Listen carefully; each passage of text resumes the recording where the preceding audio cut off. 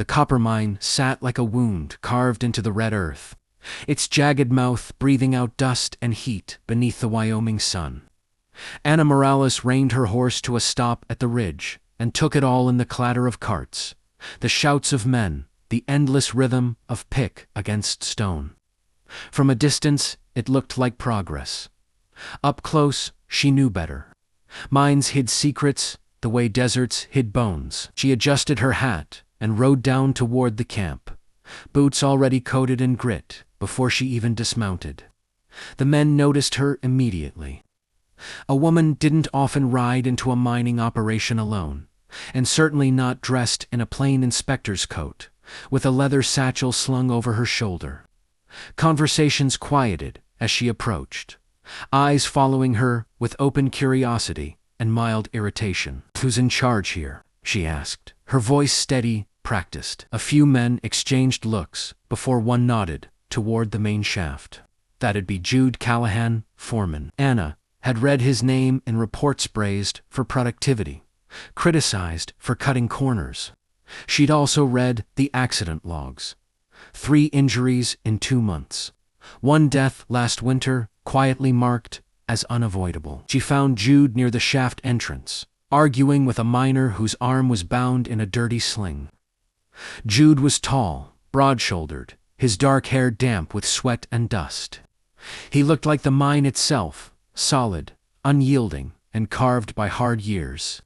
When he noticed Ana, his jaw tightened. "What do you want?" he asked, not bothering with politeness. Ana reached into her satchel and pulled out folded papers. "Ana Morales, mine safety inspector. I'm here to conduct a full inspection." The miner beside him muttered something under his breath and walked away. Jude crossed his arms.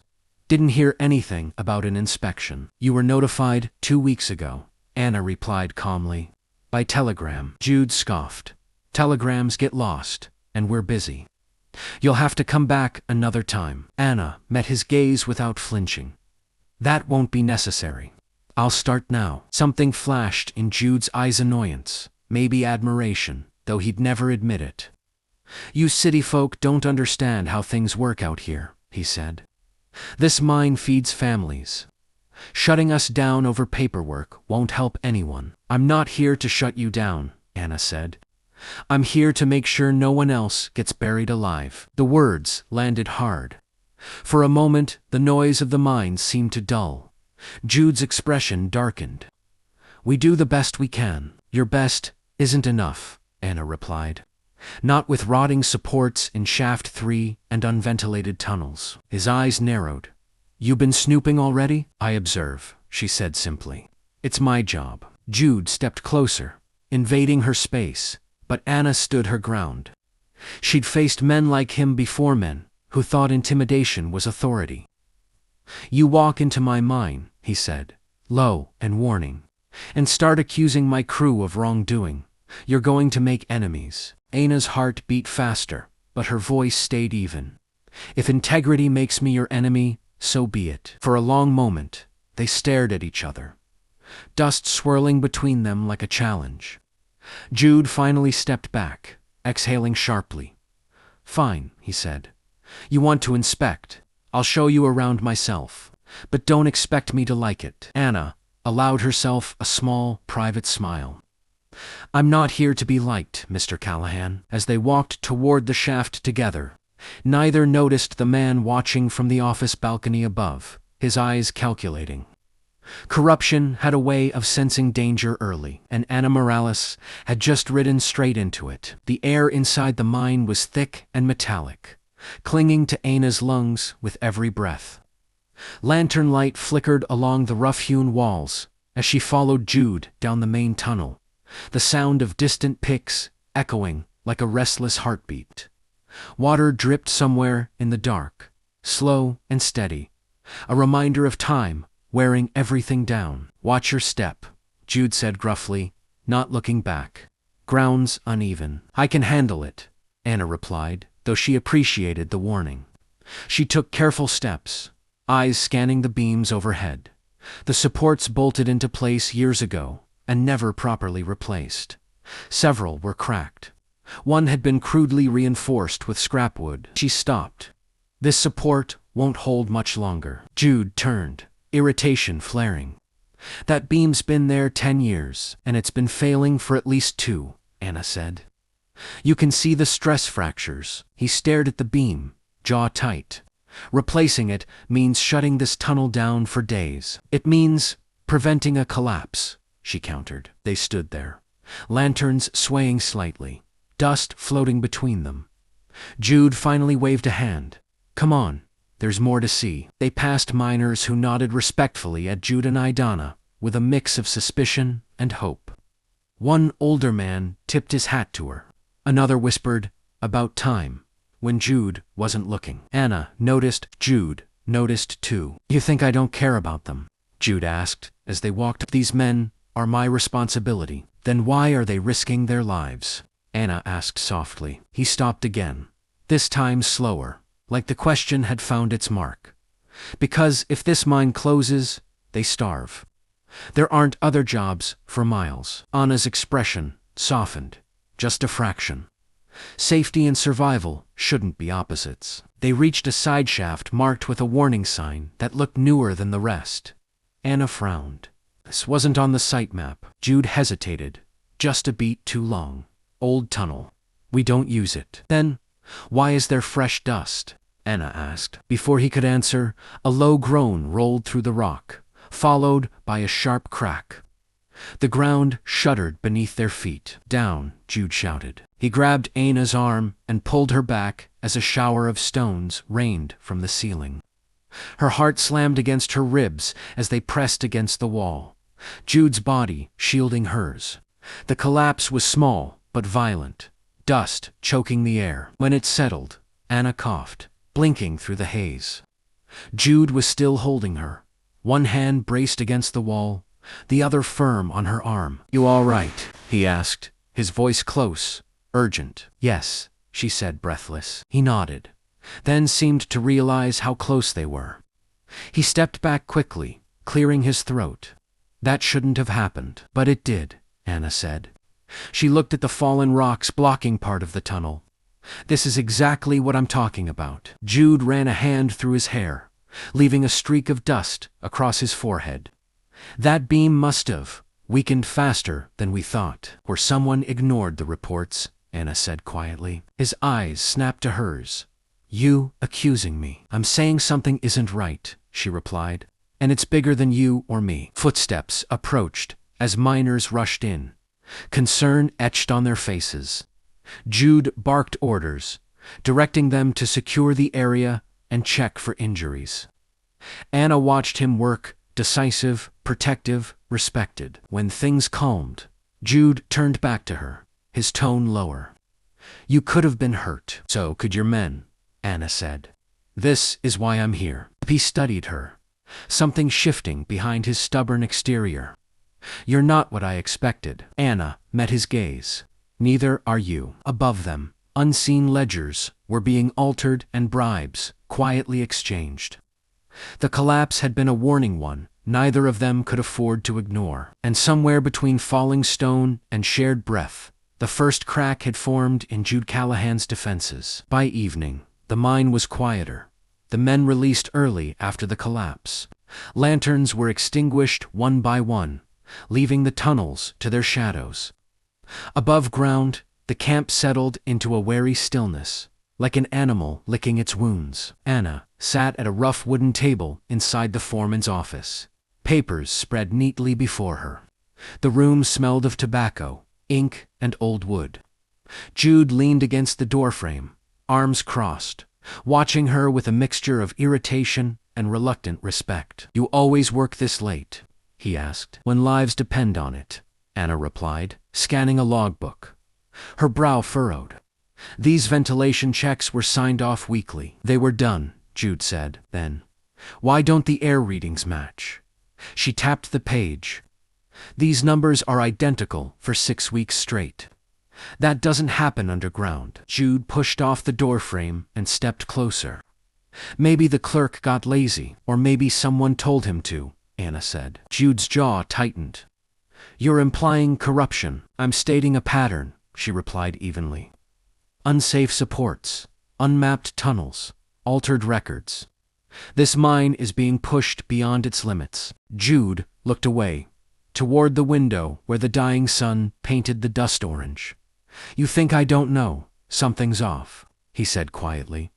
Supplies go missing. Orders come down from the owners that don't make sense.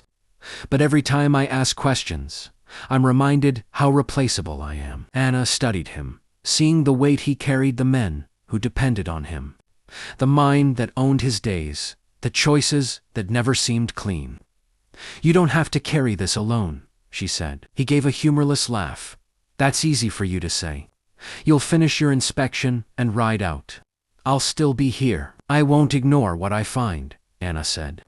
And I won't leave until I understand it. Jude met her eyes then. Something raw, flickering there. You're stubborn, so I've been told, she replied, allowing a small smile. A knock interrupted them. The mine's owner's representative, Mr. Harlan, stepped in without waiting for permission. He was well dressed for the frontier, his boots clean, his smile thin. Inspector Morales, he said smoothly, I trust you're being treated well. Well enough, Anna replied, closing the ledger. Harlan's gaze flicked to Jude. Foreman Callahan here runs a tight operation. Any issues can be resolved internally. Anna stood. Safety violations aren't internal matters. Harlan's smile hardened. We'd hate for misunderstandings to cost good men their jobs. Jude stiffened. That sounds like a threat. Just a reminder, Harlan said, then turned back to Anna. We can make this inspection comfortable for everyone. Anna's voice was cool. My comfort isn't for sale. Silence stretched.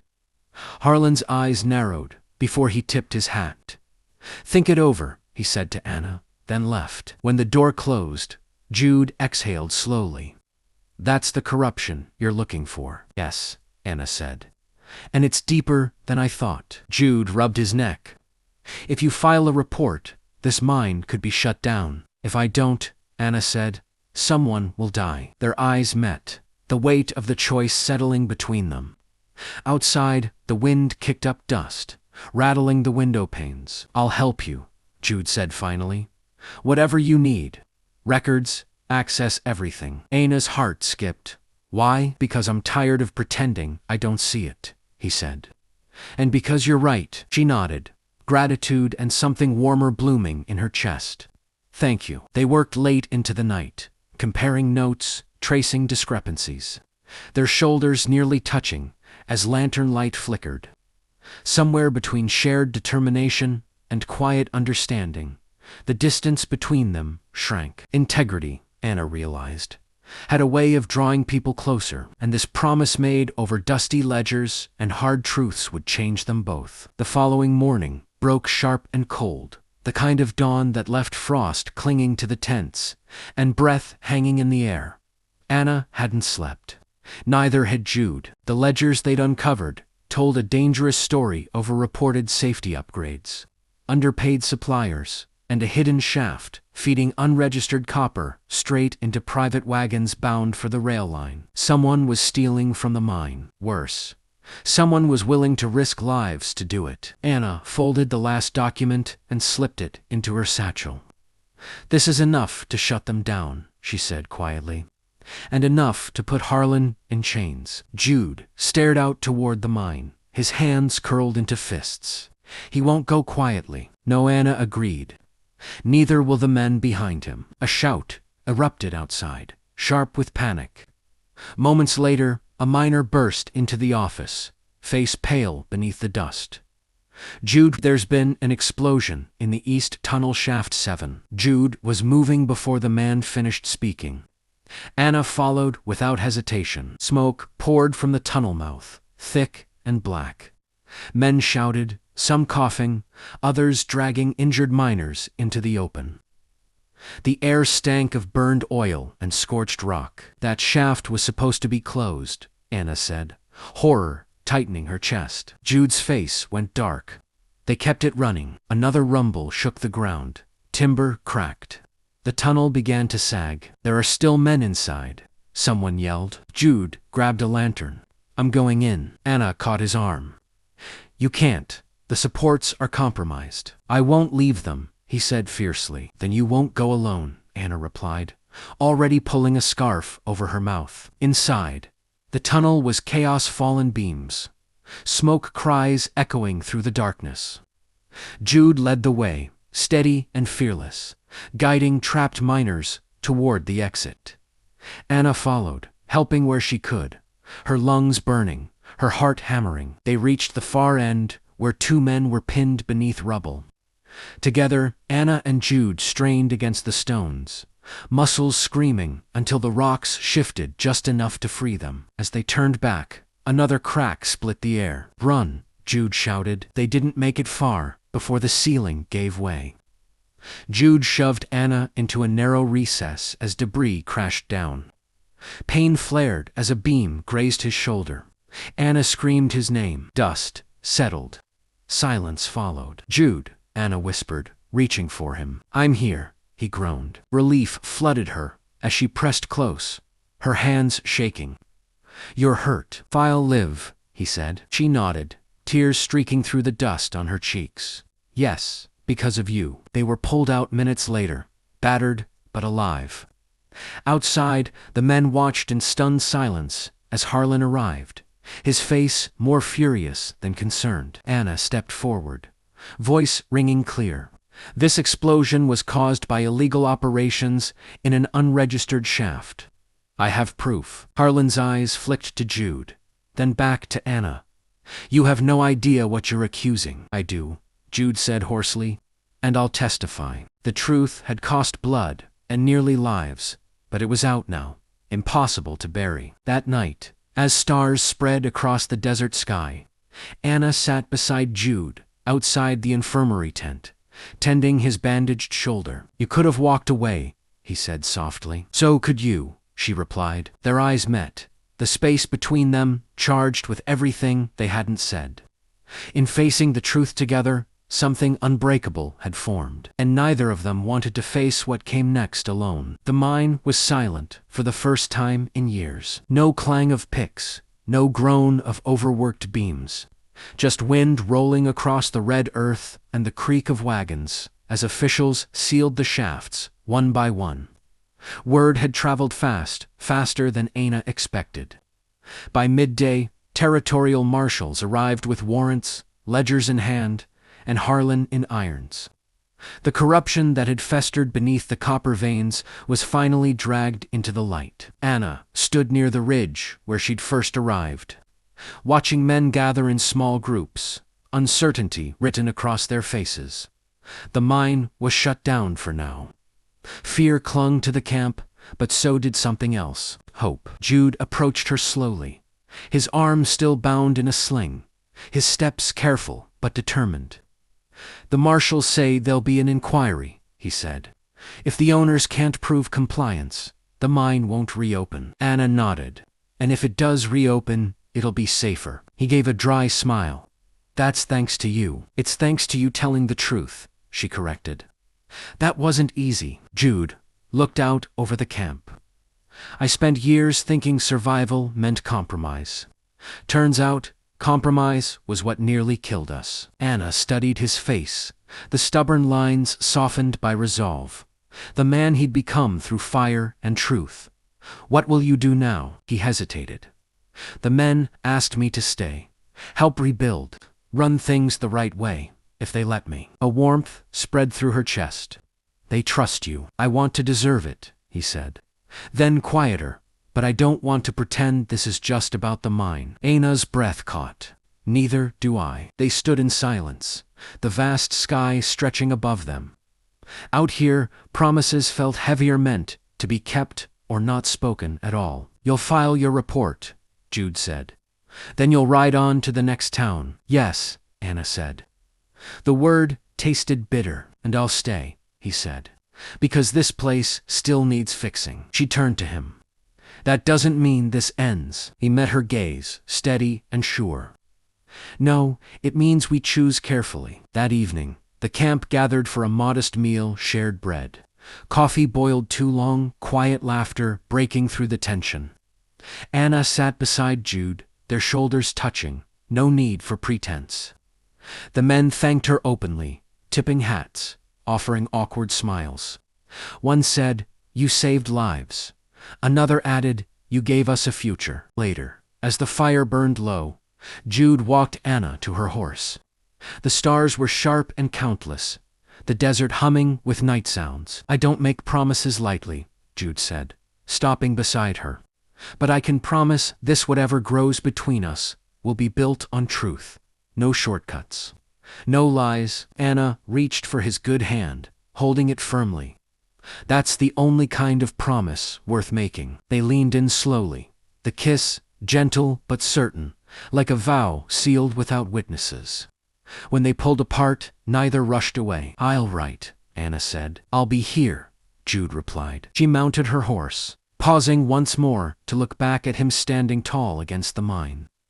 No longer its prisoner, but its protector. As Anna rode into the fading light, the copper mine behind her felt different. Not a wound anymore, but a place healing, one honest choice at a time. And somewhere between duty and desire, Anna Morales and Jude Callahan had found something rare in the West. A promise strong enough to last. Don't forget to like, comment, and subscribe for more Western stories.